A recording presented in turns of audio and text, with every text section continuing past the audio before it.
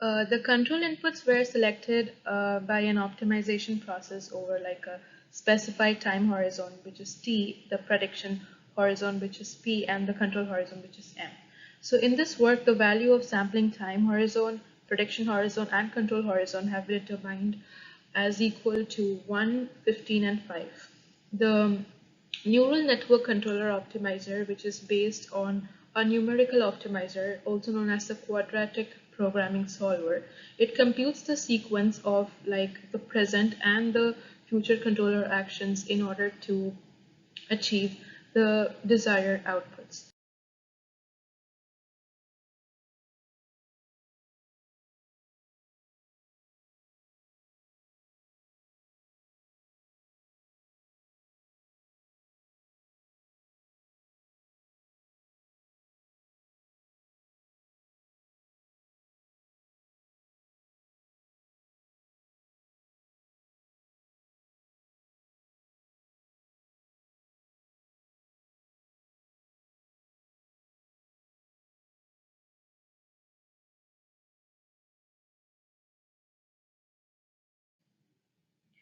So the AES, that is the artificial endocrine system, has two major components, which we all know is glands and hormones. It is in the biological mechanism. Now, the artificial hormone will be secreted into the artificial neural network by an artificial gland, which is the G. And when the gland is stimulated by certain factors, which is external or internal stimuli. So this means that the artificial hormone can only affect the neurons based on certain conditions.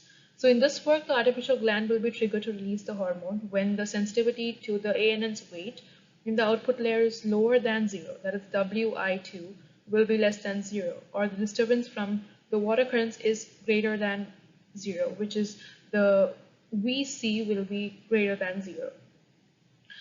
It might sound a little complicated now, so putting it in simple words, I would say that the biological endocrine systems, in the biological endocrine system, a neuron can be affected by several hormones, and not every hormone affects every neuron. Now, which neurons are affected depends on the sensitivity of the neuron to the hormone. So in this hormone stimulation rate, the equation right here. So this is the stimulation rate of the gland, which is denoted by RG. In this work, every neuron is assumed to be affected by one hormone with a constant value of the SIG. So in addition, there are two main functions in the secretion of the artificial endocrine gland, which is the gland stimulation rate at the SRG and the hormone concentration, that is GCG. And where the alpha G is the hormone stimulation rate and the AI is the sensor input signal. So for this particular study, the AI has been replaced by matrix A of the state space representation of the neural network plan model. So in addition to that, the stimulation rate of the gland is defined by taking the current concentration of the hormone, that is GCGT, into account. So the stimulation rate of the gland is redefined as this. Now for the hormone concentration, where the beta G is the decay rate of the hormone. The function of the decay rate is to reduce the concentration of the hormone. So in this work, the value of the hormone stimulation rate, that is the alpha G here, and the decay rate, that is the beta G there, is between the values 0 and 1. So these parameters are like crucial because they influence the behavior response of the glider and the performance level.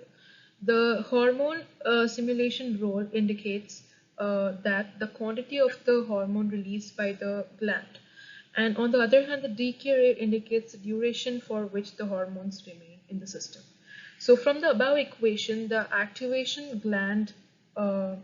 function of the gland will be this, where the value of the SIG will be 0 and 1. So in this work, the ideal value of the hormone stimulation rate, that is the alpha G, decay rate, that is the beta G, and the sensitivity of the neuron of SIG will be determined as like 0.9, 0.4, and 0.01. So by multiplying this of the activation function of the gland with the weight of the artificial neural network, the activation function of the network is this, which is the neuroendocrine network. And then this activation is then simulated when the sensitivity of the ANN's weight in the output layer is negative or disturbance from the water current occurs. So the sensitivity provided by the MATLAB is as so. And this function computes that the performance index or the cost function, basically, which is J, are the derivatives for each layer of the nodes and respect to the output weights. So by tuning this control weights to the artificial endocrine system, the control system is able to compensate the disturbance as well as to increase the control performance by reducing the cost function of the control system. Now thus the activation function of the neuron in the output layer equation will be this.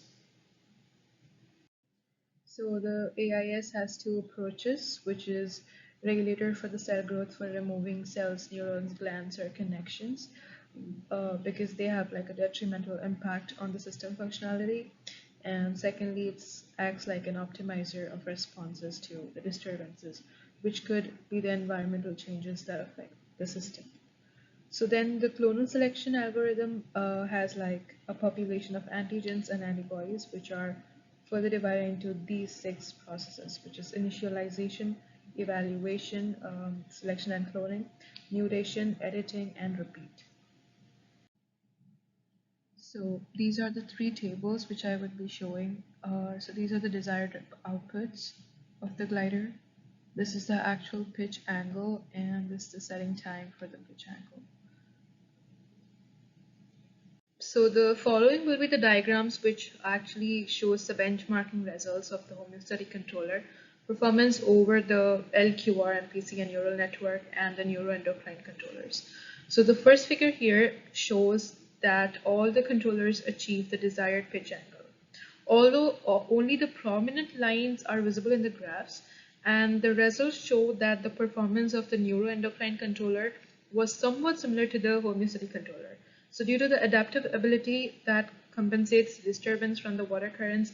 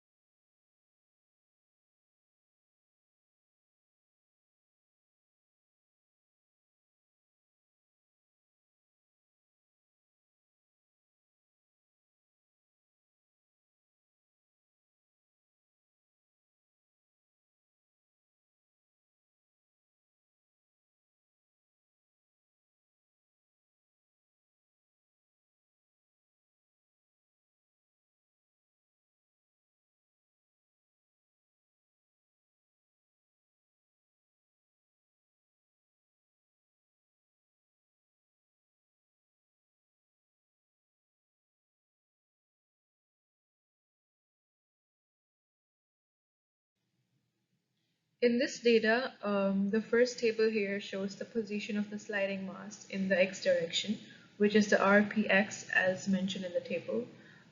These are for all the controllers. And the second table right here is the controller response over the ballast mass. So in this open loop system, the homeostatic control system was not executed since there were no desired outputs to be specified.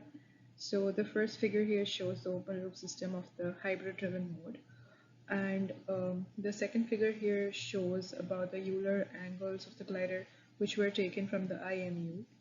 And this figure shows the angular velocities of the open loop system of the hybrid driven mode with a minimum roll rate of like minus 17.33 degrees per second and then maximum roll of 20.04 degrees per second. Okay, so the first figure here shows the temperature, depth, and the front distance of the glider to the pool wall. So this was dictated using like echo sounders. So during this operation, and the minimum temperature was determined to be like 27.9 degrees Celsius, and the maximum temperature was like 28.5 degrees Celsius, with a mean